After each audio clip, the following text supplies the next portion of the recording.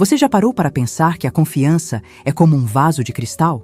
Leva-se uma vida inteira para construí-lo, com cuidado, com amor, com dedicação.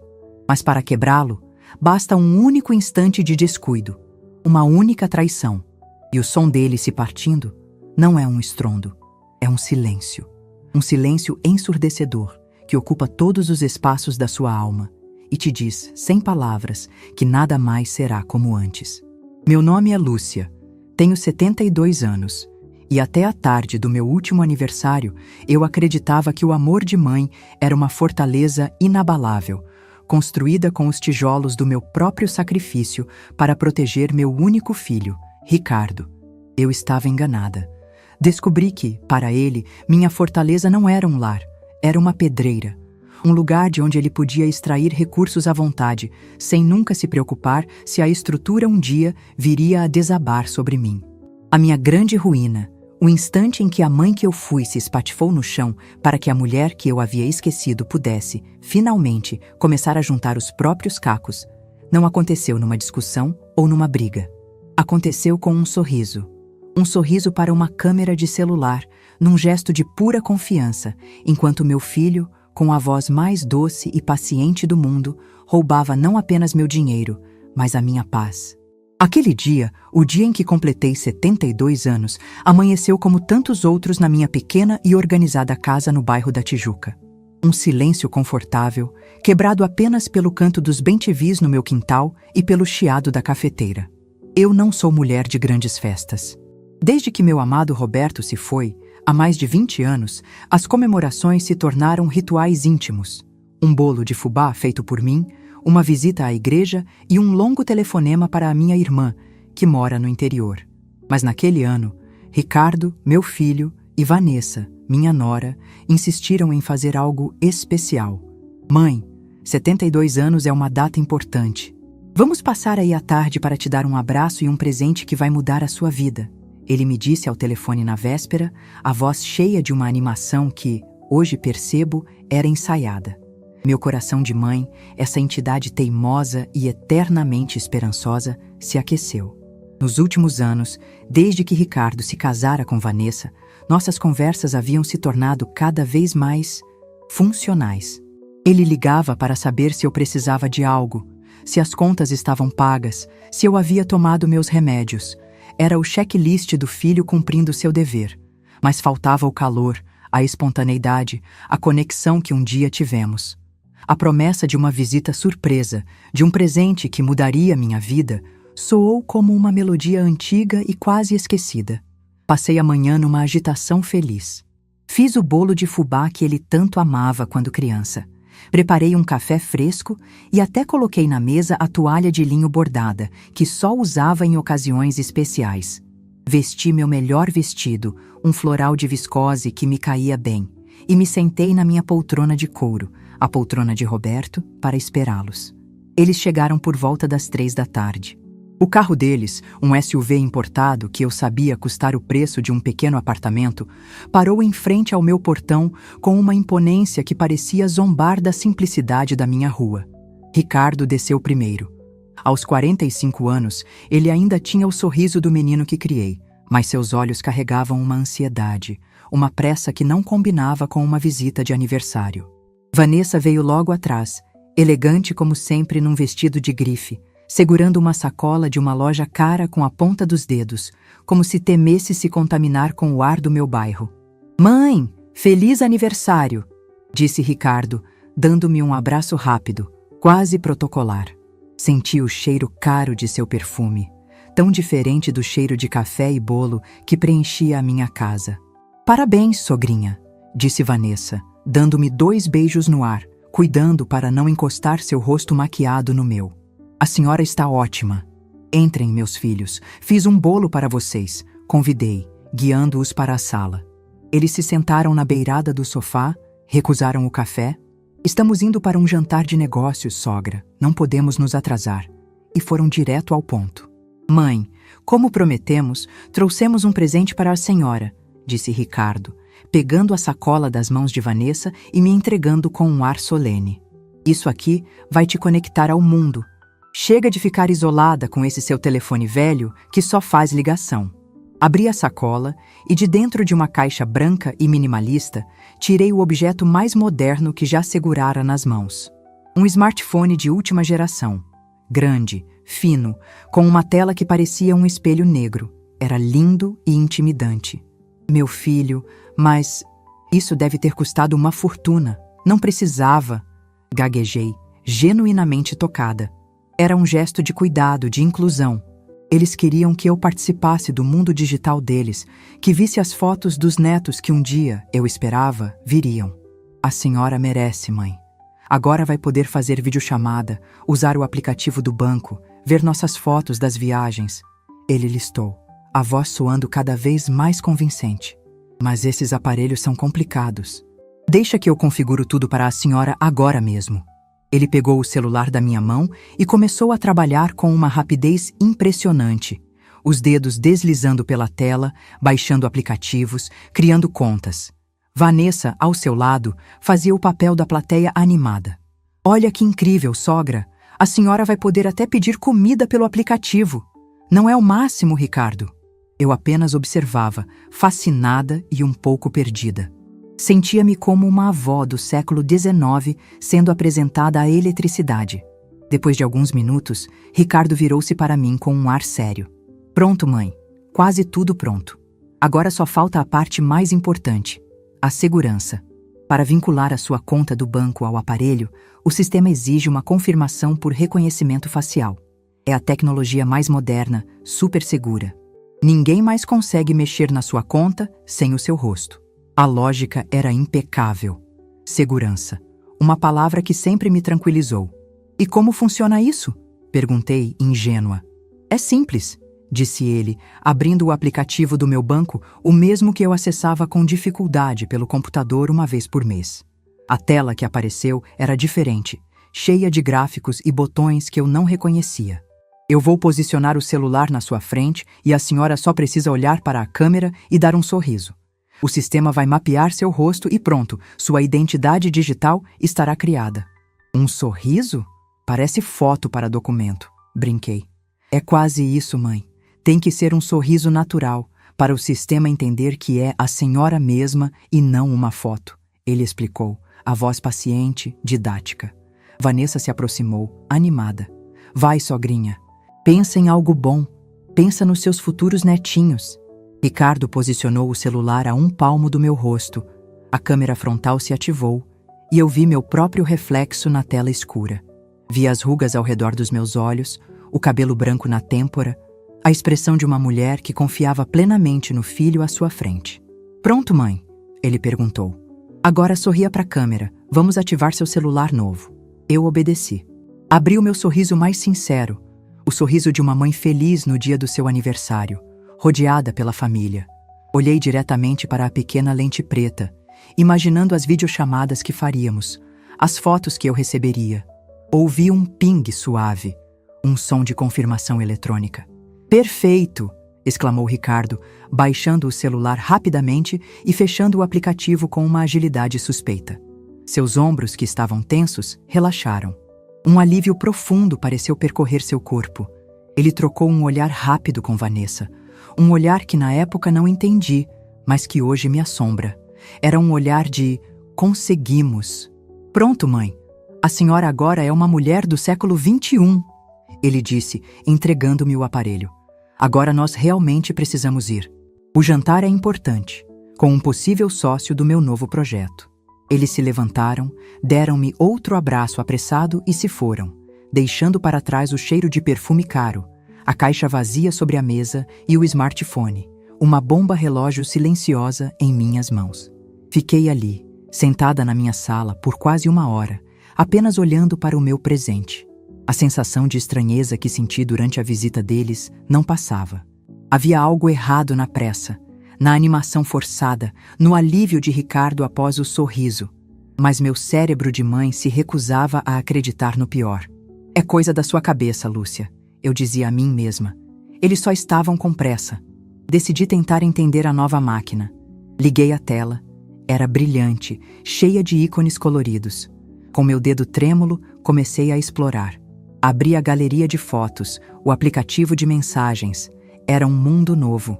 Então, vi uma notificação no topo da tela. Um pequeno envelope vermelho. Um e-mail. Toquei no ícone. Era um e-mail do meu banco, enviado há poucos minutos. O assunto era: sua solicitação foi aprovada com sucesso. Meu coração tropeçou. Solicitação? Eu não havia solicitado nada. Abri o e-mail. As letras eram pequenas, mas o conteúdo era gigantesco, um monstro que saltou da tela e me devorou inteira. Prezada senhora. Lúcia, temos o prazer de informar que seu empréstimo pessoal pré-aprovado, no valor de R$250 mil, foi confirmado com sucesso através de sua validação facial em nosso aplicativo. O valor será creditado em sua conta corrente em até 24 horas. A primeira das 72 parcelas será debitada no próximo mês. Agradecemos a sua confiança. Li uma vez, duas, três. As palavras dançavam na minha frente, perdendo o sentido. Empréstimo. R$250 mil. Validação facial. O que era aquilo? Uma piada? Um engano? E então, como um raio que ilumina uma paisagem escura por um segundo, a verdade se revelou em toda a sua sordidez. O presente. A configuração do celular. A pressa. O sorria para a câmera, mãe. Não era um sistema de segurança que ele estava ativando. Era um contrato. Ele não usou meu rosto para proteger minha conta. Ele usou meu rosto para saqueá-la. O ar sumiu dos meus pulmões. O vaso de cristal da minha confiança não apenas trincou, ele se pulverizou, transformando-se num pó fino e cortante que se espalhou por todo o meu ser. A dor foi tão física, tão aguda, que me curvei na poltrona, segurando o peito, lutando para respirar. O bolo de fubá na cozinha me pareceu uma ofensa. A toalha bordada, uma piada. Todo o meu amor, toda a minha dedicação haviam sido usados como ferramentas para um golpe. As lágrimas não vieram. O que veio foi uma frieza, uma clareza de gelar os ossos que se instalou no lugar da dor. A imagem do meu Roberto me veio à mente, seu rosto gentil, sua preocupação com a bondade de Ricardo. A promessa que fiz a ele em seu leito de morte ecoou em meus ouvidos. Eu me levantei. Meus joelhos tremeram, mas minhas mãos estavam firmes. O choque estava dando lugar a uma fúria silenciosa e antiga. A fúria de uma leoa que percebe que o predador não estava do lado de fora da toca, mas dentro dela, disfarçado de filhote. Caminhei até a estante da sala, onde, num canto, ficava minha velha agenda telefônica de capa de couro, gasta pelo tempo. Ignorei o smartphone sobre a mesa. Aquele aparelho não era meu amigo. Abri a agenda na letra O. Meus dedos passaram por dezenas de nomes e números, um cemitério de amizades e contatos de uma vida inteira. E então eu o encontrei. O nome que eu procurava. Otávio Mendes, gerente. Seguido de um número de telefone fixo, o número da sua linha direta no banco, um privilégio para poucos e velhos clientes. Otávio. O menino que roubava goiabas no meu quintal junto com Roberto. O amigo que foi nosso padrinho de casamento. O homem que, mesmo tendo se tornado um executivo importante, nunca me chamou de Dona Lúcia, mas sempre de Lúcia, com o respeito e o carinho de uma vida compartilhada. Fui até a cozinha e arranquei o fio do telefone sem fio da parede. Peguei o velho aparelho de disco que ficava na mesinha do corredor, um dinossauro que me recusava a jogar fora. Disquei os números, o som de cada giro do disco um eco do passado, um chamado a uma lealdade antiga. A voz do outro lado atendeu no terceiro toque. Alô, Otávio Mendes! Sua voz estava mais grave, marcada pelo tempo, mas era inconfundível. Otávio! Minha voz saiu calma, quase um sussurro, mas carregada com o peso de uma tonelada. É a Lúcia de Roberto. Houve um segundo de silêncio, e então o tom profissional dele se desfez. Lúcia, minha amiga, que surpresa boa! Feliz aniversário, eu não me esqueci. Como você está? Eu já estive melhor, meu amigo, respondi, e minha voz finalmente tremeu. Otávio, preciso da sua ajuda, urgente. Houve uma fraude na minha conta, uma fraude grave. Fraude? Na sua conta? Impossível, eu a monitoro pessoalmente. O que aconteceu? Ele perguntou, a preocupação imediata em sua voz. Respirei fundo. Meu filho, Otávio, meu filho me deu um presente de aniversário e usou meu rosto para pegar um empréstimo de R$ 250 mil. O silêncio do outro lado da linha foi longo e pesado. Eu não precisei dizer mais nada. Ele entendeu tudo. O som que ele fez em seguida foi um misto de rosnado e suspiro. Aquele moleque, ele murmurou. Lúcia, me escute, não se preocupe. Eu estou no banco agora. Vou resolver isso pessoalmente. Considere esse empréstimo cancelado a partir deste exato segundo. Vou emitir um alerta de fraude e reverter a operação antes que o crédito seja liberado. Obrigada, Otávio. Eu sabia que podia contar com você. Sussurrei, sentindo o primeiro pingo de alívio. Isso não é tudo, Lúcia. Eles não podem sair impunes. O que mais você quer que eu faça? A pergunta dele foi o fósforo que acendeu o pavio da minha resolução. A tristeza se foi. A Lúcia, mãe permissiva, se foi. O que restou foi a Lúcia de Roberto, a mulher que entendia de balanços e de justiça. A procuração que o Ricardo tem para movimentar minha conta corrente, Otávio. Cancele. Os cartões de crédito adicionais, dele e da esposa. Cancele. O acesso deles ao meu aplicativo. Bloqueie. Eu quero que você feche a torneira, meu amigo. Quero que a fonte que eles achavam inesgotável seque. Agora. Com o maior prazer que já tive na minha vida profissional, Lúcia. A voz de Otávio era dura como o granito. Considere feito. A partir de agora, seu filho não tem acesso a mais um centavo do seu dinheiro.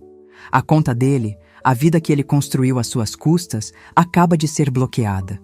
Desliguei o telefone e fiquei parada no corredor, a mão ainda sobre o aparelho frio. Olhei para a sala, para o bolo intocado sobre a mesa. A festa havia acabado antes de começar, mas a verdadeira celebração, a do meu renascimento, estava apenas começando. O smartphone, o presente de grego, ainda estava sobre a mesa de centro, um símbolo reluzente da mais profunda traição. Com uma calma que me assustou, caminhei até a sala, peguei o aparelho, fui até a cozinha e, sem hesitar, o deixei cair dentro da lixeira, sobre as cascas de laranja do meu bolo. O presente havia sido devolvido. A conta, no entanto, estava apenas começando a ser cobrada. A lixeira da cozinha engoliu o smartphone com um baque surdo e plástico, um som insignificante para um ato de tamanha magnitude.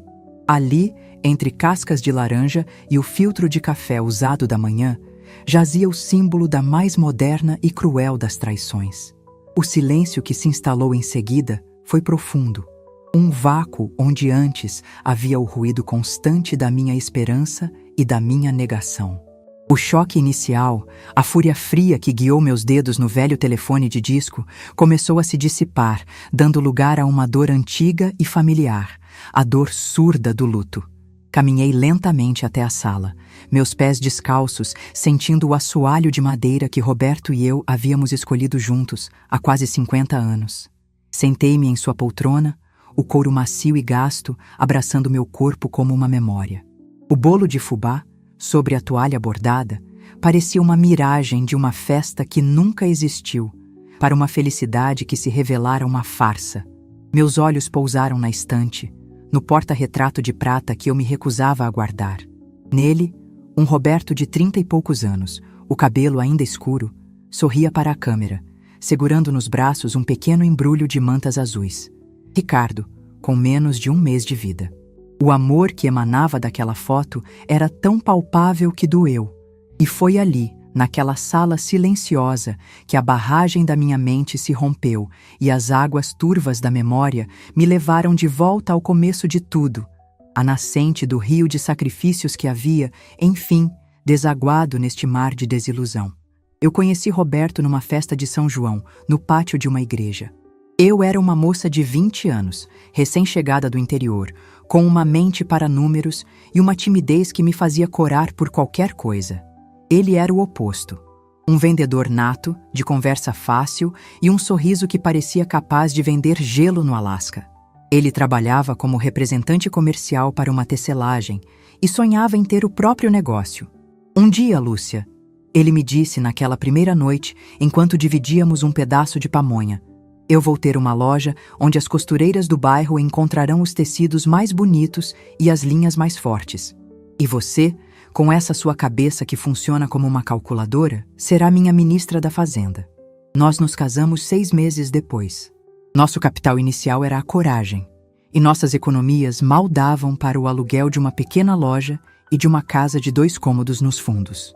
A Lúcia em Roberto Tecidos nasceu assim, com mais sonhos nas prateleiras do que rolos de tecido. Roberto era a alma do negócio. Passava o dia no balcão, conquistando clientes com sua simpatia. Eu era o alicerce invisível. Ficava nos fundos, em uma pequena mesa de madeira, com meus livros caixa, controlando cada centavo, negociando com fornecedores, esticando nosso parco dinheiro de maneiras que pareciam milagre. Nossas noites eram longas, passadas sob a luz de uma única lâmpada, conferindo o estoque e planejando o futuro. Éramos parceiros, em tudo. Quando Ricardo nasceu, 2 anos depois, nosso pequeno universo encontrou seu sol. A loja, a casa, o futuro, tudo passou a girar em torno dele. Cada sacrifício, antes feito por nosso sonho, agora era feito pelo dele. Lembro-me com uma nitidez dolorosa de seu aniversário de 5 anos. Ele cismou que queria uma bicicleta azul, uma Caloi novinha que vira na vitrine da loja de brinquedos. Custava o equivalente a 1 mês de nosso lucro. Impossível. A gente compra uma usada, Lúcia, e dá uma ajeitada, Roberto sugeriu, o rosto marcado pela frustração de não poder dar ao filho o que ele queria. Concordamos. Compramos uma bicicleta velha num ferro velho por uma fração do preço. Mas a promessa que fizemos um ao outro em silêncio era de que Ricardo jamais saberia. Por uma semana inteira, depois que ele adormecia, nossa pequena oficina nos fundos da loja se transformava. Roberto, com suas mãos habilidosas, lixava cada ponto de ferrugem. Eu, com minha paciência de contabilista, passava noites pintando o quadro com um pequeno pincel, camada por camada, até que o azul ficasse perfeito e brilhante. Trocamos os pneus, polimos os aros cromados. Na manhã do seu aniversário, a bicicleta estava na sala, com um laço de fita vermelha no guidão. Parecia mais nova que a da loja. O grito de alegria de Ricardo quando a viu, a forma como seus olhos brilharam, aquele momento de pura magia infantil pagou por cada hora de sono perdida, por cada gota de suor. Nós nos olhamos, Roberto e eu, por cima da cabeça do nosso filho, e soubemos que éramos a melhor equipe do mundo. O maior de nossos sacrifícios, no entanto, veio quando ele tinha 7 anos. A escola pública do bairro era fraca e nós sonhávamos com um futuro diferente para ele. O Colégio Santo Inácio, dirigido por jesuítas, era o melhor da região, com fama de disciplina e excelência acadêmica. A mensalidade para nós era uma cifra astronômica, quase metade da nossa renda. É loucura, Lúcia, Roberto disse, numa noite em que ficamos até tarde debruçados sobre as contas. Se um de nós ficar doente, se as vendas caírem, a gente quebra. É um risco, eu respondi, o coração apertado. Mas qual a alternativa, Roberto? Deixar que ele tenha as mesmas oportunidades limitadas que nós tivemos? Eu passei a vida contando os centavos dos outros. Quero que nosso filho aprenda a contar estrelas. A decisão foi tomada. Para honrá-la, nossas vidas mudaram. Roberto começou a pegar a estrada, viajando para cidades vizinhas, tentando vender nossos tecidos para fora. Eu, além de cuidar da loja e da contabilidade, comecei a fazer, secretamente, a escrituração de pequenos comerciantes do bairro. Madrugadas a fio, depois de um dia inteiro de trabalho, eu me sentava à mesa da cozinha com as notas e os recibos de uma padaria, de um pequeno armazém, ganhando um dinheiro extra que ia integralmente para a caderneta de poupança intitulada Educação Ricardo. Abrimos mão de tudo. O cinema de domingo, o frango assado do almoço de sábado, as raras férias na casa de uma tia na praia. Nossa vida se tornou uma planilha de débitos e créditos, e todo o saldo era investido nele. E valeu a pena. Ricardo era um aluno brilhante, sempre entre os primeiros da turma. Tinha uma mente afiada, uma curiosidade insaciável. O orgulho que sentíamos a cada boletim com notas azuis era o nosso único e mais valioso dividendo. A vida, no entanto, é uma contabilista cruel.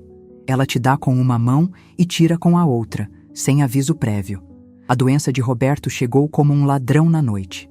Um câncer agressivo, diagnosticado tarde demais.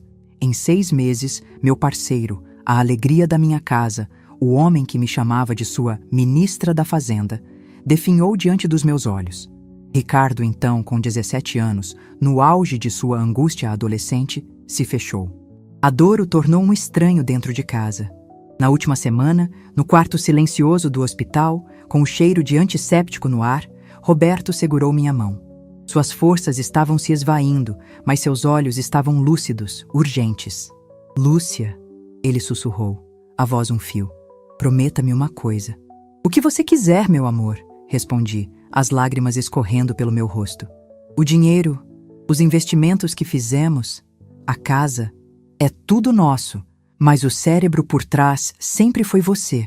Ricardo, nosso menino é bom, mas ele é mole, Lúcia. Ele tem o meu coração, mas não a sua espinha dorsal. Ele quer agradar, quer ser aceito. É influenciável. Ele fez uma pausa, buscando ar. Quando eu me for, não entregue o controle. Nunca. Deixe que ele use o dinheiro, que viva bem, que estude. Mas mantenha as rédeas. Mantenha a assinatura final, a propriedade em seu nome. Prometa-me que você será sempre a guardiã do nosso castelo. Por favor, Lúcia, prometa. Eu prometo, Roberto. Eu prometo. Solucei, beijando sua mão fria. Ele sorriu, um último brilho de seu velho sorriso. Eu sabia, minha ministra, ele se foi naquela noite. E com ele, a alegria da minha vida.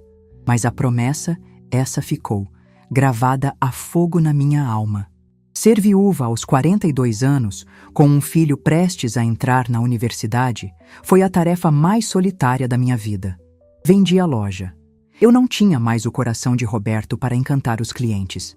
E o negócio já não fazia sentido sem ele. Com a ajuda de Otávio, meu amigo do banco, investi todo o dinheiro da venda e do seguro de vida de Roberto numa carteira de investimentos segura e diversificada. E cumprindo minha promessa, coloquei cada título, cada ação, cada fundo, única e exclusivamente em meu nome. Ricardo passou para a faculdade de engenharia na melhor universidade do estado. A alegria daquela aprovação foi um bálsamo na minha dor. Para pagar a mensalidade e os caríssimos materiais que o curso exigia, comecei a mexer nos investimentos principais, algo que Roberto e eu planejamos nunca fazer. É para a velhice dele, Lúcia. Eu podia ouvir sua voz em minha mente. Mas a necessidade do presente se impôs. A cada semestre, eu via meu patrimônio diminuir um pouco, mas via meu filho crescer. Eu me convencia de que a troca era justa. Quando ele se formou, o orgulho que senti era imenso. Ele conseguiu um emprego numa grande construtora. O primeiro salário dele, no entanto, mal cobria suas novas despesas. Ele precisava de um carro à altura do cargo. Mãe, eu não posso chegar de ônibus numa reunião com diretores, ele me disse, com uma lógica que na época me pareceu irrefutável. Usei o que restava das minhas economias pessoais, o dinheiro que eu guardava para uma emergência, para dar a entrada no primeiro carro dele. Um sedã seminovo, mas elegante. A partir daquele dia, voltei a andar de ônibus para todo lado, para economizar. Eu dizia a mim mesma que era um sacrifício temporário. E então, Vanessa entrou em cena. Ricardo a conheceu no trabalho. Ela era arquiteta, filha de um cirurgião plástico famoso, uma moça que cresceu num mundo de privilégios que eu só via em novelas. Era inegavelmente bonita, inteligente e polida. Mas havia em seus olhos uma frieza, uma capacidade de avaliação que me deixava desconfortável. A primeira vez que ela veio jantar na minha casa foi um desastre sutil. Eu preparei seu prato favorito de infância, bife à rolê com purê de batatas. Ela mal tocou na comida. Uma delícia, dona Lúcia, mas estou numa dieta com restrição de carboidratos, ela disse com um sorriso. Ela olhou para os meus móveis, para as minhas paredes, e eu a ouvi sussurrar para Ricardo quando achava que eu não estava ouvindo. Sua mãe é uma fofa. A casa dela é tão pitoresca. A influência dela sobre Ricardo foi imediata e avassaladora. Ele começou a se vestir de forma diferente, a falar de vinhos, a frequentar lugares que eu nem sabia que existiam. E o mais doloroso, começou a se envergonhar de mim. A vergonha não era declarada, era transmitida em pequenos gestos. Quando me apresentava aos seus novos amigos, ele dizia: Essa é minha mãe, Lúcia. E mudava de assunto rapidamente, sem nunca mencionar minha história, o nosso começo. A visita à casa dos pais dela foi o divisor de águas. Uma mansão na Barra da Tijuca que fazia minha casa parecer uma casinha de bonecas. O pai dela, um homem de queixo erguido e aperto de mão frouxo, me perguntou sobre minha ocupação. Antes que eu pudesse responder, Ricardo se apressou. Minha mãe é aposentada. Ela administra os investimentos da família. A mentira me feriu, mas a necessidade de proteger meu filho da sua própria vergonha me fez sorrir e concordar. Depois que se casaram, a pressão para que eu lhes desse o controle financeiro começou. Era sutil, disfarçada de preocupação. Mãe, a senhora ainda vai ao banco pagar contas? Que perigo! E essa sua mania de guardar dinheiro em casa? Hoje em dia é tudo digital, mais seguro, dizia Ricardo. Sogra, o mundo dos investimentos é tão complexo, a senhora podia deixar o Ricardo, que entende do assunto, cuidar disso, para otimizar seus rendimentos, para a senhora não ter que se preocupar com nada, completava Vanessa. Cansada, solitária e querendo desesperadamente manter a paz e o amor do meu filho, eu cedi. Dei a eles uma procuração para movimentar minha conta corrente, para pagar as contas, para gerenciar os cartões de crédito. Eles criaram os cartões adicionais com limites altíssimos para as despesas deles. Aos poucos, eu fui sendo afastada do meu próprio dinheiro. Eles me apresentavam planilhas coloridas, cheias de gráficos que eu entendia perfeitamente bem. Minha mente de contabilista não havia envelhecido. Mas eu fingia que não, para que eles se sentissem no controle, para que se sentissem importantes. Eles eram os gestores. Eu, a provedora silenciosa, a quem eles davam uma mesada do meu próprio dinheiro, controlando meus gastos, questionando uma compra de supermercado um pouco maior, enquanto as faturas dos cartões deles vinham recheadas de restaurantes caros, roupas de grife e viagens de fim de semana. Eles me transformaram numa criança, numa tutelada, esquecendo-se da promessa que fiz a Roberto. Esqueceram-se que, nos contratos originais, nos títulos de propriedade, nos fundos de investimento, as rédeas ainda estavam, secretas e firmes, em minhas mãos. A memória se desfez, e o cheiro do meu café da manhã me trouxe de volta ao presente. O sol da manhã agora entrava pela janela da cozinha, iluminando a poeira que dançava no ar. A dor no meu peito ainda estava lá, mas agora tinha um nome. Não era apenas a dor da traição do empréstimo.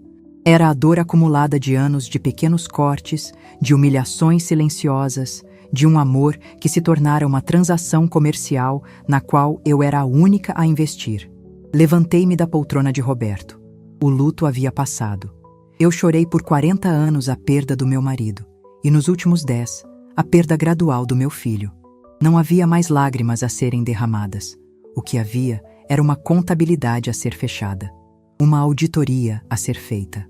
E eu sabia, com a certeza de quem passou a vida inteira encontrando erros em livros-caixa, que o balanço final seria apresentado a eles. E o saldo, para Ricardo e Vanessa, seria devastadoramente negativo.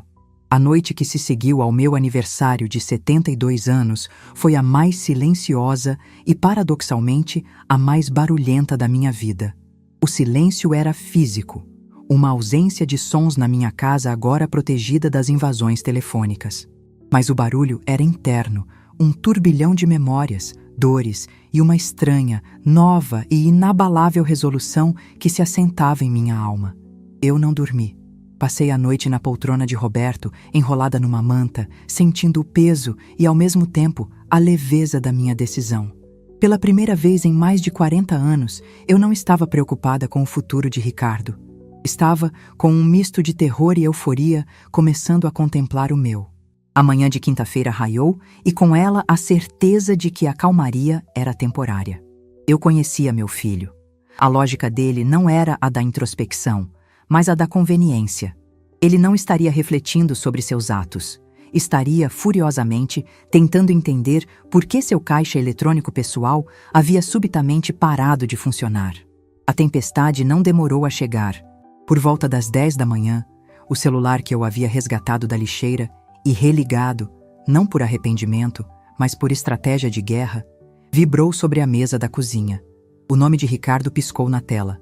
Respirei fundo, Contei até 5 e atendi. A voz deliberadamente neutra. Alô? Mãe, que loucura é essa? A senhora não vai acreditar na vergonha que eu acabei de passar. A voz dele era um atropelo de indignação e pânico. Estou aqui no supermercado, o carrinho cheio de compras para a semana, e meu cartão não passou. Deu não autorizado. O da Vanessa também. Ela tentou usar numa loja online e foi recusado. Deve ter algum problema no sistema do banco. A senhora precisa ligar para o Otávio e resolver isso agora. Ouvi seu relato, a urgência, a completa ausência de um bom dia, ou a senhora está bem? A preocupação dele não era comigo, era com o fluxo de caixa. A humilhação dele era ter seu poder de compra interrompido. A minha, ter meu rosto usado como senha para um roubo, parecia não ter entrado em sua equação. Não há erro nenhum no sistema, Ricardo. Respondi, a voz tão calma que surpreendeu a mim mesma. Houve uma pausa do outro lado. Como assim não há erro? Claro que há. Nossos cartões estão bloqueados. Eu sei, disse eu, e o silêncio que se seguiu foi denso. Eu cancelei os cartões. Ambos. Cancelou? A incredulidade dele era palpável. Mas por quê? Sem me avisar? Mãe, como vamos pagar as contas? As compras? O que deu na senhora? O que deu em mim, Ricardo, foi um súbito e tardio ataque de bom senso. Retruquei, a calma começando a ser tingida por uma fina camada de aço. Cartões de crédito com limites tão altos são uma grande responsabilidade. E como notei que vocês dois se preocupam imensamente com a minha segurança financeira, decidi eliminar esse risco do meu patrimônio. Estou apenas me protegendo, como vocês mesmos me ensinaram a fazer. Eu podia quase ouvi-lo tentando processar a lógica, encurralado pela sua própria retórica manipuladora. Ele gaguejou, procurou um argumento e, não encontrando, recorreu à raiva. Isso é um absurdo, um capricho. A senhora não pode fazer isso. Nós dependemos desses cartões. Exato, confirmei. Vocês dependem, e esse é o problema. A dependência acabou. A partir de hoje, vocês aprenderão a viver com o que ganham. Eu não acredito nisso. Vou ligar para o Otávio eu mesmo. Ele ameaçou. Fique à vontade. Tenho certeza de que ele terá o maior prazer em confirmar que as instruções vieram diretamente da titular da conta. Tenha um bom dia, Ricardo. E desliguei. Meu coração batia forte, uma mistura de medo e triunfo. A primeira onda havia sido rechaçada. Eu sabia que a próxima viria mais forte. E veio, 20 minutos depois, na forma de uma chamada de Vanessa. O tom dela era o oposto do de Ricardo. Era doce, meloso, a voz da preocupação fingida. Sogrinha? Sou eu, a Vanessa. O Ricardo me ligou, está tão nervoso, coitado. Acho que houve um grande mal-entendido. A senhora está se sentindo bem? Tomou seus remédios hoje? A insinuação era clara. Eu estava senil, confusa. Estou ótima, Vanessa. Obrigada por perguntar. E não houve mal-entendido algum. Minha mente está mais lúcida do que nunca. Respondi, a voz cortante. A doçura dela azedou instantaneamente. Escute aqui, Lúcia. O sogrinha evaporou. Eu não sei que jogo é esse que a senhora está fazendo, mas é melhor parar. O Ricardo está desesperado. Nós temos compromissos, temos um padrão de vida. A senhora não pode simplesmente cortar nosso sustento da noite para o dia. Nós temos direitos. Direitos? Eu quase ri. Que interessante, Vanessa. E quais seriam os seus direitos sobre o meu dinheiro, exatamente? Eu não me lembro de ter assinado nenhum contrato de tutela com vocês. Pelo contrário, o que eu me lembro é de ter sorrido para uma câmera, acreditando que estava protegendo minha conta, quando na verdade estava sendo roubada. O silêncio do outro lado foi a confissão. Ela sabia. Ela era cúmplice. Eu não sei do que a senhora está falando. Ela mentiu, a voz fraca. Sabe perfeitamente bem. E já que estamos falando de direitos, talvez seja um bom momento para avisar que o seu direito de usar meu sobrenome em jantares caros e em faturas de cartão de crédito acabou. Passar bem, Vanessa. Desliguei novamente, sentindo um esgotamento profundo. A batalha era mais feia e mais desgastante do que eu imaginava. O telefone não tocou mais naquela manhã. O silêncio que se instalou era pesado, cheio de raiva e de consequências não ditas. Olhei ao redor da minha casa, para os móveis, para as paredes que abrigaram toda a minha vida e senti um vazio. Por 72 anos, minha rotina fora ditada pelas necessidades dos outros, de Roberto, depois de Ricardo. Agora, pela primeira vez, o dia se estendia à minha frente como uma página em branco, e eu não sabia o que escrever nela. Foi nesse momento de desamparo que uma memória antiga, um desejo enterrado sob décadas de responsabilidades, emergiu. A pintura. Quando eu era moça, antes de casar, meu sonho secreto era ser pintora. Eu amava as cores, a textura da tinta, a magia de criar algo belo a partir do nada. Cheguei a fazer algumas aulas, mas a vida, com suas urgências, engoliu meu pequeno sonho. O casamento, a loja, a maternidade, a contabilidade. Nunca mais houve tempo, dinheiro ou energia para a arte. Com um impulso que veio do fundo da alma, levantei-me, peguei o catálogo telefônico e procurei por ateliês de arte. Encontrei um não muito longe, o Ateliê Girassol, que oferecia aulas de pintura a óleo para iniciantes, com uma turma especial para a melhor idade. Meu coração deu um salto. Disquei o número, as mãos trêmulas. Ateliê Girassol, bom dia, atendeu uma voz feminina e calorosa. Bom dia, meu nome é Lúcia. Eu vi sobre as aulas de pintura. Gostaria de saber se ainda há vagas. Que maravilha, Lúcia. Temos sim, a turma de terça e quinta à tarde. A senhora já pinta? Não, respondi, a voz quase um sussurro. Mas esperei a minha vida inteira para começar. A inscrição foi a primeira compra que fiz por puro e exclusivo prazer, em talvez 30 anos. Naquela tarde, fui a uma papelaria e, com um deleite infantil, comprei meu primeiro kit de tintas a óleo, um conjunto de pincéis de cerdas macias e uma tela em branco. O cheiro da tinta, a aspereza da tela sob meus dedos, tudo aquilo era uma promessa de um novo começo. A primeira aula foi na terça-feira seguinte. O ateliê era um lugar mágico, um sobrado antigo com o chão de madeira manchado de tinta, o cheiro de terebintina no ar e a luz do sol entrando por grandes janelas. Senti-me intimidada, uma estranha num mundo que não era meu. As outras alunas, a maioria senhoras como eu, já pareciam íntimas, conversando e rindo enquanto arrumavam seus cavaletes. A professora, uma mulher de cabelos grisalhos e sorriso gentil chamada Helena, me acolheu. Seja bem-vinda, Lúcia. O primeiro passo é o mais difícil, e você já o deu. Agora vamos apenas nos divertir. Sentei-me no meu canto, diante da tela em branco, e o pânico me atingiu. O que eu pintaria? Minha mente estava tão cheia de dor e confusão que eu não conseguia imaginar nada de belo. Foi quando uma mulher de postura ereta e olhos argutos, que estava no cavalete ao meu lado, se aproximou. Está com medo da tela em branco? Ela perguntou, a voz firme, mas não hostil. É o medo de todo iniciante, e de todo veterano também. Eu assenti, sem conseguir falar. Meu nome é Marina. Ela se apresentou. Não pense, apenas sinta. Pegue uma cor, qualquer cor que te chame agora, e coloque na tela. O resto vem depois. Olhei para a minha paleta. O azul cobalto me chamou.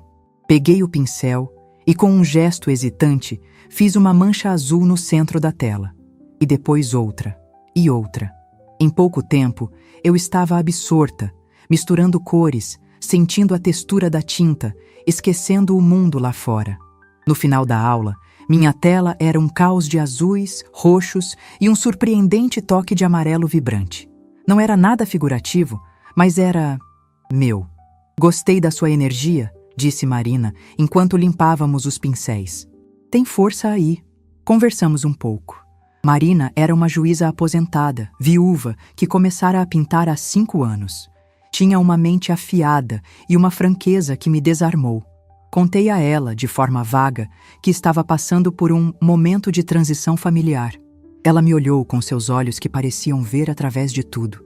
Transição familiar, na nossa idade, costuma ser um eufemismo para filhos que cresceram e esqueceram quem lhes deu raízes, ela disse, sem rodeios. Deixe-me adivinhar. Você passou a vida se sacrificando e agora que eles não precisam mais de você como antes, tratam-na como um móvel antigo e conveniente. Fiquei sem palavras. Ela havia resumido minha vida em 2 frases. Minha querida. Ela continuou, secando as mãos. filhos criados com excesso de sacrifício muitas vezes confundem amor com serviço. Eles não amam a mãe, amam a função que ela exerce. Quando a gente se cansa e pede demissão do cargo, eles entram em pânico. A melhor coisa que você pode fazer por si mesma e por eles é manter-se demitida. As palavras dela foram como um bálsamo, uma validação que eu não sabia que precisava. Naquele dia, eu não ganhei apenas um hobby. Ganhei uma aliada. A calmaria, no entanto, foi quebrada na quinta-feira à noite. Eu estava voltando da minha segunda aula de pintura, a alma mais leve, quando vi o carro de Ricardo parado em frente à minha casa. Meu estômago gelou. Ele estava encostado na porta do veículo, esperando, o rosto sombrio sob a luz do poste. "Precisamos conversar", ele disse, assim que me aproximei. Sua voz não era mais de pânico, era dura, fria. "Entre", foi tudo o que respondi. Ele entrou na minha sala e parou, o olhar varrendo o ambiente.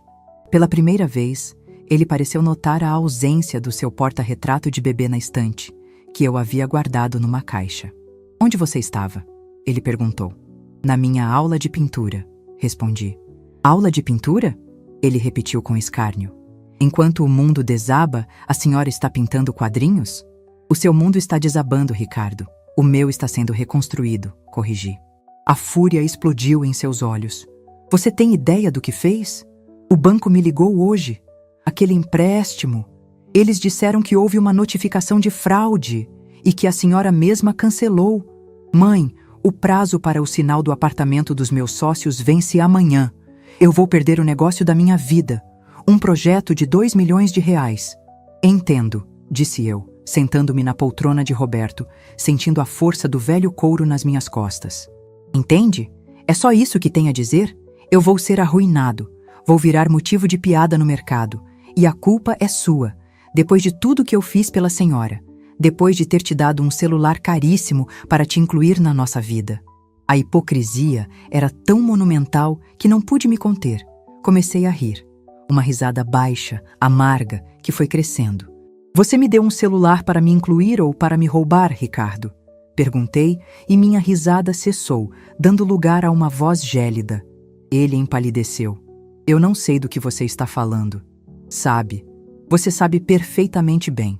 Você me pediu para sorrir para uma câmera, dizendo que era para a minha segurança. E eu, a mãe tola e cega que te amava incondicionalmente, sorri. E com aquele sorriso, você tentou roubar 250 mil reais de mim, para investir no seu negócio da vida. Um negócio que, pelo visto, dependia de um golpe na sua própria mãe." Ele abriu a boca para negar, mas nenhum som saiu. Estava desmascarado. "Eu não ia", ele finalmente gaguejou. "Eu ia te devolver o dinheiro, com juros." Não ia. Você ia continuar me tratando como um caixa eletrônico, como um fardo conveniente, até o dia em que eu não tivesse mais nada para dar.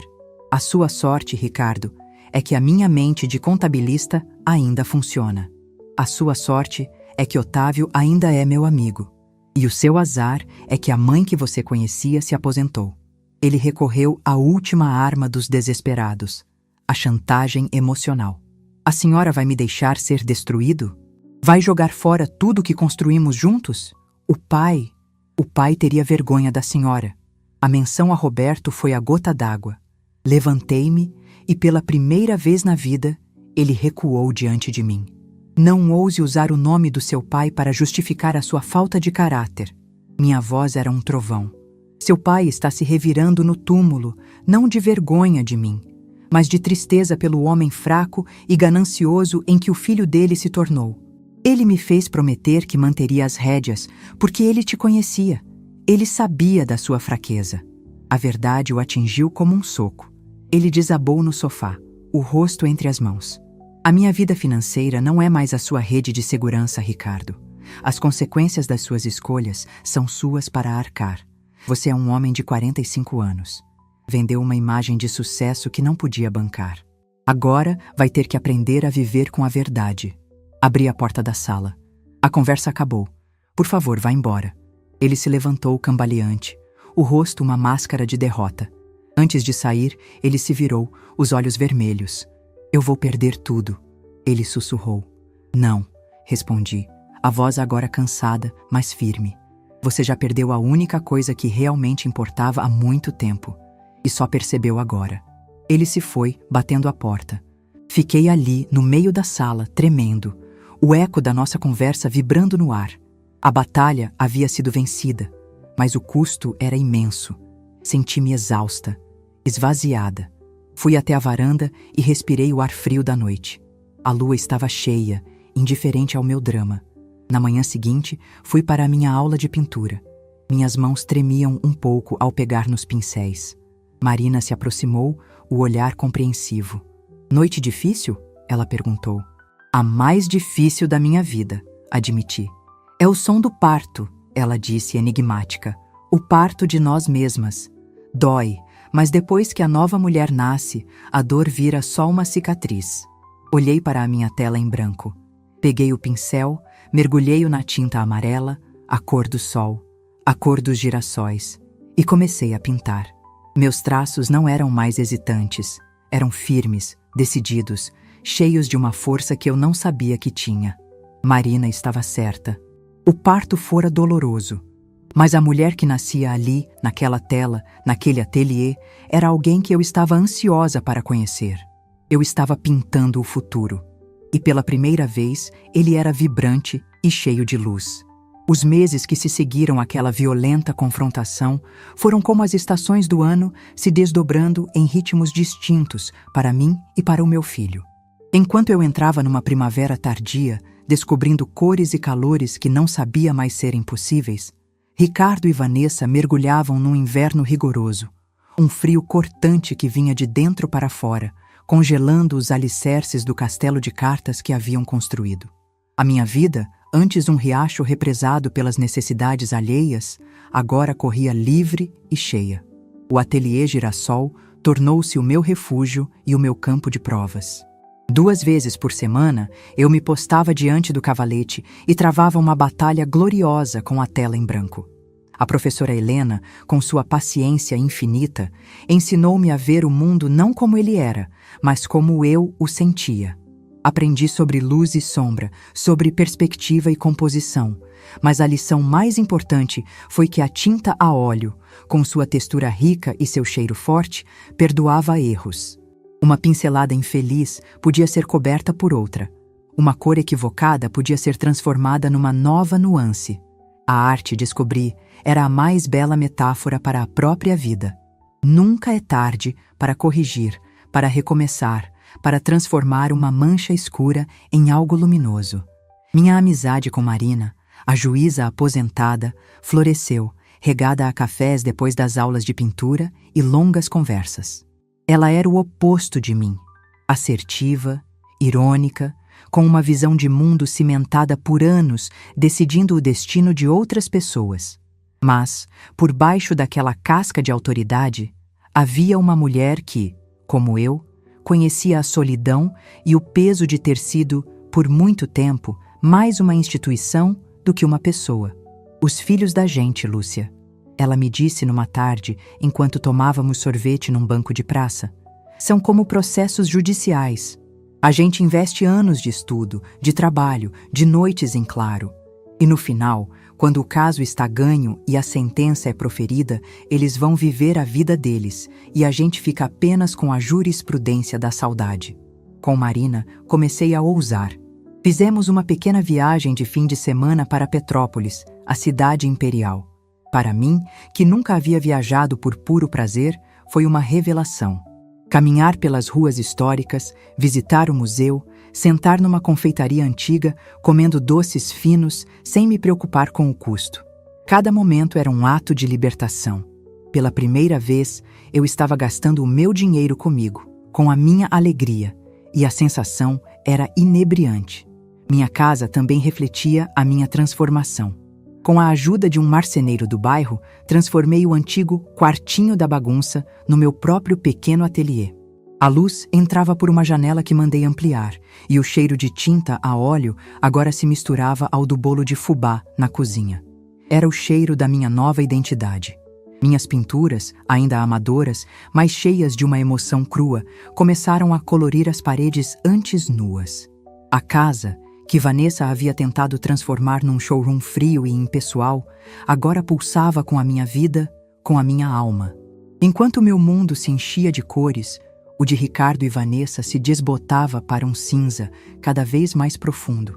As notícias me chegavam em fragmentos, trazidas por Otávio, que me ligava esporadicamente com a desculpa de discutir meus investimentos, mas cujo propósito real era me manter informada, como um fiel sentinela.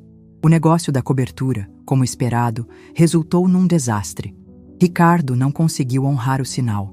Os sócios, 2 investidores implacáveis do mercado imobiliário, não apenas desfizeram o negócio, como também espalharam a história de sua incompetência e irresponsabilidade. A reputação profissional que ele tanto valorizava foi manchada. A construtora onde trabalhava, para evitar qualquer associação negativa, o relegou a projetos menores, sem importância, cortando suas bonificações e perspectivas de crescimento. A queda do padrão de vida foi vertiginosa.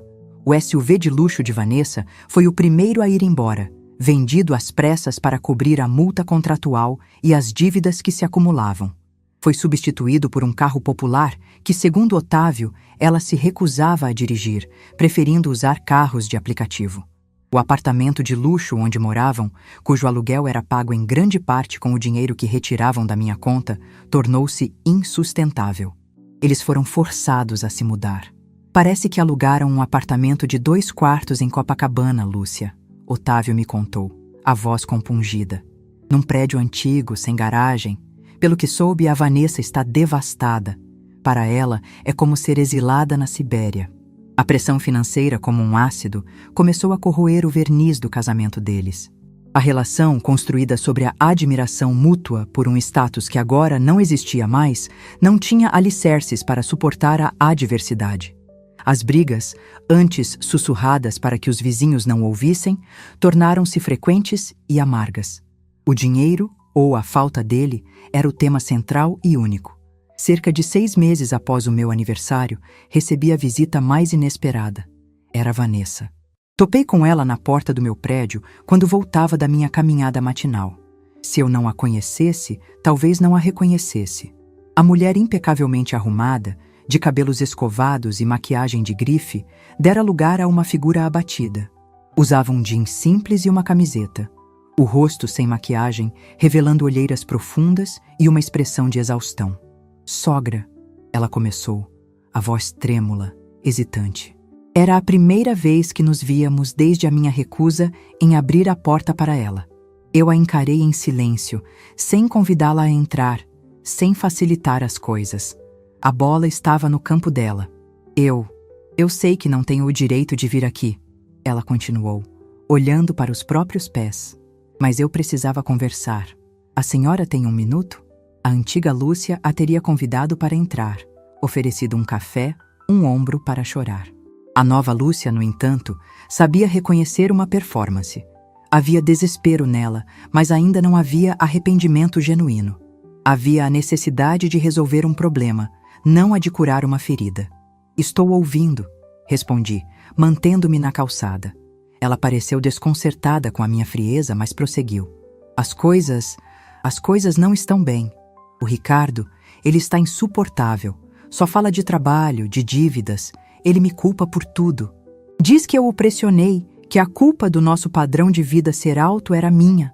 Ela fez uma pausa, esperando talvez uma palavra de consolo, de aliança feminina contra o meu próprio filho. Eu permanecia em silêncio. "E agora?" Ela continuou, a voz ganhando um tom de autocomiseração. "Ele quer que eu arrume um emprego de verdade, sogra. Eu que estudei, que tenho uma formação. Ele espera que eu trabalhe como uma assalariada qualquer. A senhora acha isso justo?" A pergunta era tão absurda, tão desconectada da realidade da minha vida e da de milhões de outras mulheres, que quase ri. "Justiça é uma palavra complexa, Vanessa", respondi, a voz calma. "Eu trabalhei como uma assalariada qualquer por mais de 50 anos. Foi com esse trabalho que paguei a faculdade onde você estudou e onde conheceu meu filho." Ela se encolheu, a crítica velada a atingindo em cheio. Ela mudou de tática, recorrendo às lágrimas de crocodilo. "Eu sinto tanto a sua falta, sogra. Ela soluçou, enxugando lágrimas que não existiam. Sinto falta dos nossos almoços, da nossa família. Eu sei que errei. Fui influenciada pelo Ricardo, pela pressão da minha própria família. Eu era jovem, insegura. Se a senhora pudesse nos ajudar, só mais uma vez. Um pequeno empréstimo para colocarmos a vida nos eixos. Eu juro que desta vez tudo seria diferente. Nós te incluiríamos em tudo. Seríamos a família que a senhora sempre sonhou. Ali estava o verdadeiro motivo da visita, a tentativa de manipulação, a performance da nora arrependida em busca de um resgate financeiro. A antiga Lúcia talvez caísse. Mas a pintora, a amiga de Marina, a mulher que viajava para Petrópolis por prazer, essa não. Vanessa, comecei, e minha voz era suave, mas inflexível. Sua performance é excelente, realmente comovente, mas a peça acabou, e eu não estou mais comprando ingressos para esse drama. O rosto dela se contraiu. Como assim? A conversa que deveríamos ter não é sobre o Ricardo, ou sobre a sua família, ou sobre um empréstimo. É sobre o fato de que vocês dois me usaram por anos e só sentiram falta do meu amor quando o acesso ao meu extrato bancário foi cortado. A família que eu sempre sonhei, Vanessa, era baseada em respeito e amor genuíno. E isso, minha cara, não se compra com empréstimos, nem se conserta com lágrimas falsas. Dei um passo em direção à portaria do meu prédio. Lamento pela situação de vocês, de verdade. Mas, como eu disse ao Ricardo, as consequências das escolhas de vocês são de sua exclusiva responsabilidade. Sugiro que comece a enviar currículos. O trabalho, por mais que te assuste, tem o poder de nos devolver a dignidade. Eu sou a prova viva disso. Deixei-a ali, na calçada, de boca aberta, a máscara de coitada desfeita, revelando o rosto nu da ganância frustrada. Enquanto subia pelo elevador, não senti triunfo. Senti uma tristeza profunda pela mulher que ela poderia ter sido, e pela família que poderíamos ter formado. Mas, acima da tristeza, havia a paz inabalável de saber que eu havia feito a coisa certa. Eu havia protegido a mim mesma. O ápice da minha primavera pessoal aconteceu 2 meses depois. O Ateliê Girassol organizou uma pequena exposição de fim de ano para os alunos, num centro cultural do bairro. Eu, que no início do ano tremia diante de uma tela em branco, fui convidada a expor 2 das minhas pinturas. Eram paisagens abstratas, cheias de cor e movimento, que eu havia intitulado Recomeço 1 e Recomeço 2. Na noite da abertura, estava nervosa como uma adolescente. Marina estava ao meu lado, elegante e encorajadora. Otávio também veio, trazendo um pequeno buquê de margaridas. Ver meus quadros pendurados numa parede, iluminados, sendo observados por estranhos, foi uma das experiências mais assustadoras e gratificantes da minha vida. Eu estava conversando com Marina, perto da mesa de comes e bebes, quando um senhor de barba branca e olhar gentil se aproximou de mim. "Com licença, a senhora é a Lúcia?" ele perguntou. "Sim, sou eu", respondi, o coração aos pulos. "Eu queria parabenizá-la. Seu quadro..." Ele apontou para o Recomeço 2, uma explosão de amarelos e laranjas. Ele me tocou profundamente. Há uma alegria nele, uma força, uma luz que parece vir de um lugar muito verdadeiro. "Ele está à venda?" Fiquei paralisada. Vender? Eu nunca havia pensado nisso. Minhas pinturas eram como páginas do meu diário. Marina, percebendo minha hesitação, interveio com a graça de uma diplomata. "Ficamos felizes que tenha gostado. A Lúcia está apenas começando a compartilhar seu talento com o mundo." O homem sorriu. "Pois o mundo agradece. Se um dia decidir vendê-lo, este é o meu cartão." Ele me entregou um pequeno cartão de visita e se afastou. Olhei para o pedaço de papel em minha mão. Arthur Nogueira, galerista. Senti uma tontura. "Está vendo, minha amiga?" disse Marina, apertando meu braço. "O mundo está te vendo. Não como a mãe de alguém, ou a sogra de alguém. Estão vendo a Lúcia, a artista." Naquele momento, olhando para a minha pintura na parede, para os rostos amigáveis ao meu redor, eu entendi. O mundo que Ricardo e Vanessa haviam construído para mim era uma gaiola dourada, confortável, mas limitadora. Ao me expulsarem dela, eles não me condenaram ao exílio. Eles, sem querer, me deram a chave que abriu a porta para o mundo de verdade. Um mundo maior, mais colorido e infinitamente mais interessante. Um mundo onde eu não era mais um alicerce escondido, mas a própria paisagem, vibrante e cheia de luz. E a sensação não era de solidão, era de uma plenitude absoluta. O tempo, depois que a gente passa dos 70, corre de um jeito diferente. Os dias de angústia parecem se arrastar por uma eternidade, mas os anos de paz voam como pássaros. O ano que se seguiu à minha exposição de arte e à queda do império de aparências de Ricardo e Vanessa foi o ano mais veloz e, ao mesmo tempo, o mais pleno da minha vida. Eu havia finalmente encontrado o meu próprio ritmo. Uma melodia suave, composta pelas pinceladas na tela, pelas risadas com Marina no ateliê e pela alegria serena de habitar a minha própria existência sem pedir licença. A ausência de notícias diretas do meu filho era uma paz estranha. Eu não sentia falta do pânico, das exigências, da constante sensação de ser uma fonte de recursos a ser explorada. Mas, no silêncio da noite, uma pontada de saudade do menino que ele fora, do jovem cheio de sonhos que eu ajudei a criar, ainda me visitava. Era a cicatriz do amor, aquela que nunca desaparece por completo, mas que para de doer e se torna apenas um lembrete do que foi vivido. Eu aprendera, através das notícias esporádicas trazidas por Otávio, que o inverno de Ricardo fora longo e rigoroso. Ele e Vanessa haviam se separado de forma litigiosa e amarga. Ela voltou para a casa dos pais, levando consigo a narrativa de que fora enganada por um marido fracassado, omitindo, claro, que ela fora a arquiteta-chefe do projeto de arrogância que os levara à ruína. Ricardo, por sua vez, estava lutando. Perdera o emprego na grande construtora, vendera o carro e morava num pequeno apartamento alugado no centro da cidade, um lugar tão pequeno que, segundo Otávio, mal cabia uma prancheta de desenho. Ele estava trabalhando como autônomo, pegando pequenos projetos de reforma, o tipo de trabalho que antes ele consideraria indigno de seu talento. Eu ouvia tudo isso com uma tristeza calma. Era a consequência natural de suas escolhas, o doloroso, porém necessário, processo de demolição de um homem para que outro, talvez mais forte e mais honesto, pudesse ser construído sobre os escombros. A primavera chegou, e com ela, a carta. Estava na minha caixa de correio numa manhã de setembro, um envelope simples, sem remetente, mas com a minha caligrafia inconfundível.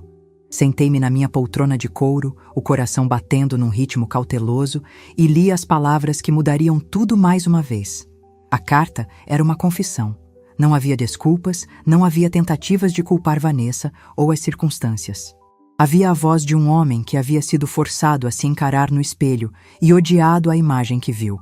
Ele falava da vergonha, não a vergonha de perder o dinheiro, mas a vergonha de ter se esquecido de como aquele dinheiro fora ganho. O trecho que quebrou as últimas defesas do meu coração foi uma memória que eu mesma havia guardado no fundo da alma. Mãe, ele escreveu. Outro dia, passando por uma loja de brinquedos, vi uma bicicleta azul na vitrine. E eu me lembrei. Lembrei daquela Caloi que a senhora e o pai me deram no meu aniversário de 5 anos. Lembrei de como eu acreditei, por anos, que ela era novinha em folha. Foi só na adolescência que, num acesso de raiva, o pai me contou a verdade.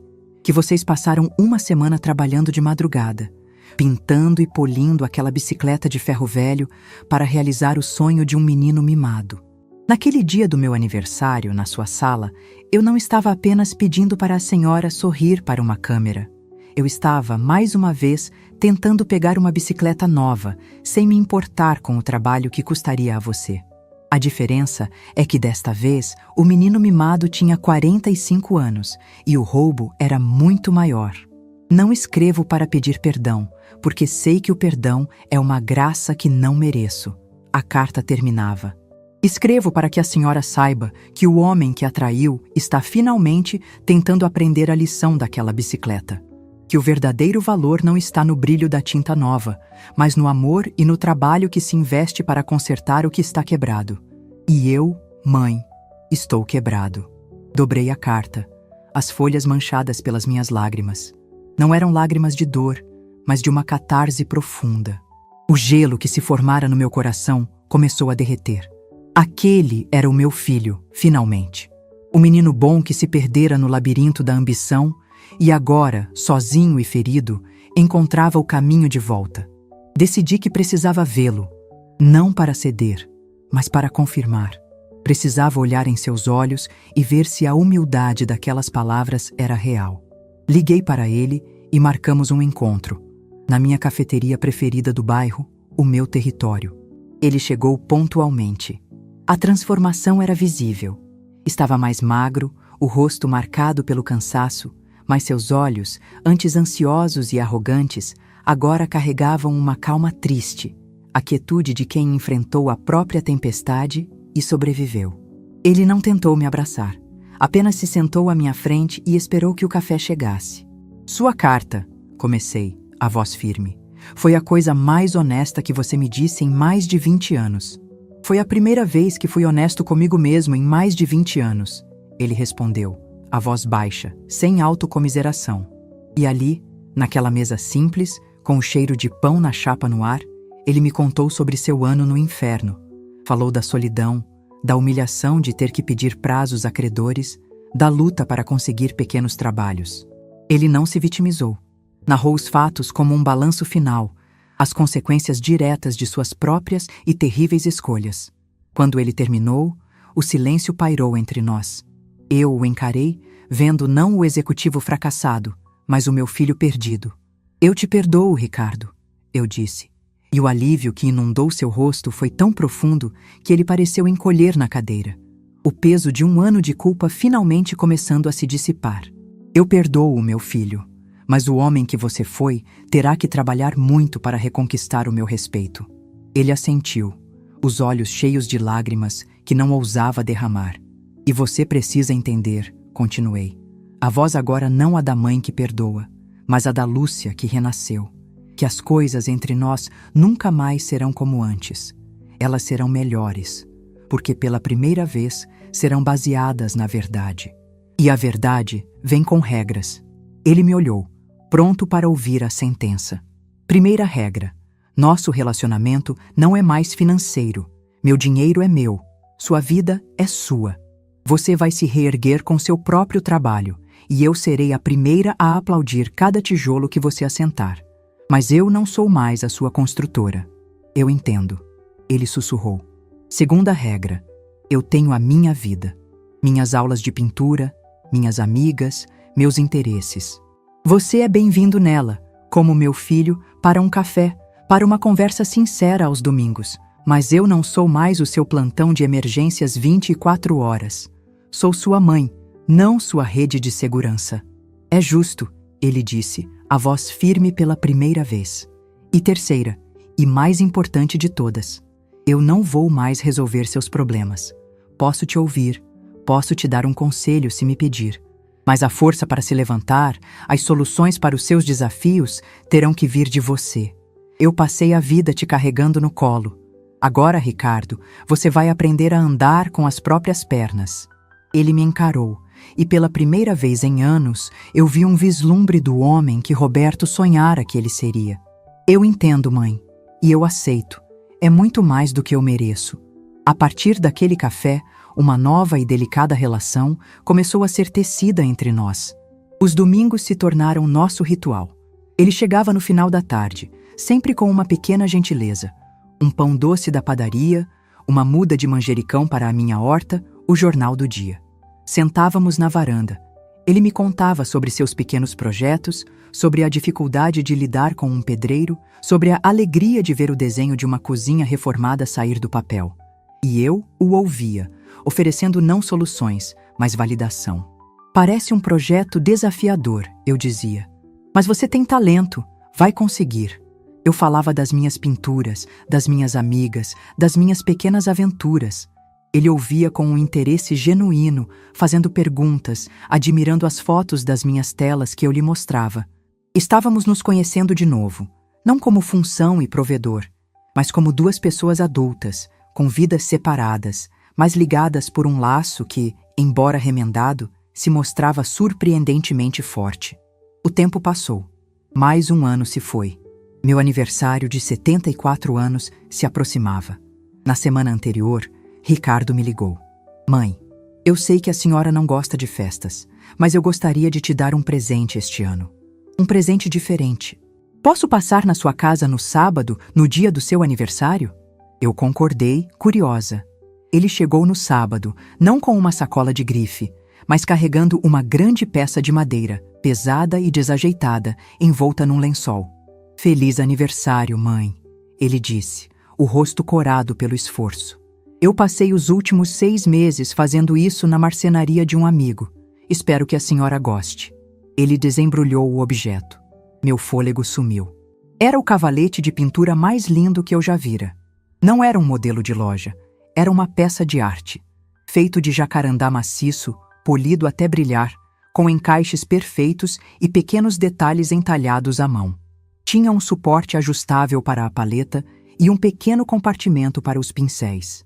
Era robusto, elegante e, acima de tudo, feito com um cuidado e uma atenção que eram, em si, uma declaração de amor. Ricardo, foi tudo o que consegui dizer, as lágrimas escorrendo pelo meu rosto. Eu queria te dar algo que a senhora realmente usasse, ele disse, a voz embargada. Algo para a sua nova vida. Eu usei o que aprendi no curso de design de mobiliário da faculdade. Aquele que a senhora pagou com tanto sacrifício. Eu queria, de alguma forma, te devolver um pouco do investimento.